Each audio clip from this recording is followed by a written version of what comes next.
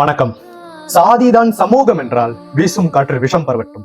நான் ஏன் இந்த வாசகத்தை சொல்றேன்னா, நெல்லை மாவட்டம் நாங்குநேரின்ற ஒரு ஊர்ல ரோட்ல போறவங்கள ஒரு ஈவு இறக்க கூட இல்லாம ஒரு போதை கும்பல் என்ன பண்ணிருக்காருன்னா, அவங்க சரமாரியாக வெட்டி அவங்கள கொன்னு அதுல 2 பேர் இறந்திருக்காங்க. அதுல ஒருத்தர் மாற்றுத்திறனாளி.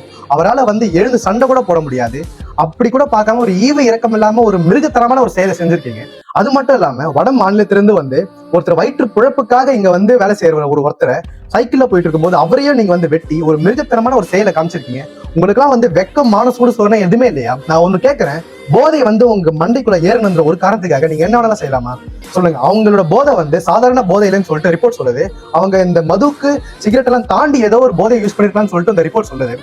இதுக்கெல்லாம் ஒரே காரணம், சட்டமானது இவர்களுக்கெல்லாம் தகுந்த தண்டனை தவிர்த்துட்டு அதுக்கு மேலாக தூக்கு தண்டனை கண்டிப்பா இதுக்கு தரணும். ஏன்னா அப்பதான் ஒருத்தரோட உயிரோட மதிப்பு அவங்களுக்கு தெரியும். இப்போ இந்த சம்பவம் நடந்திருக்கு.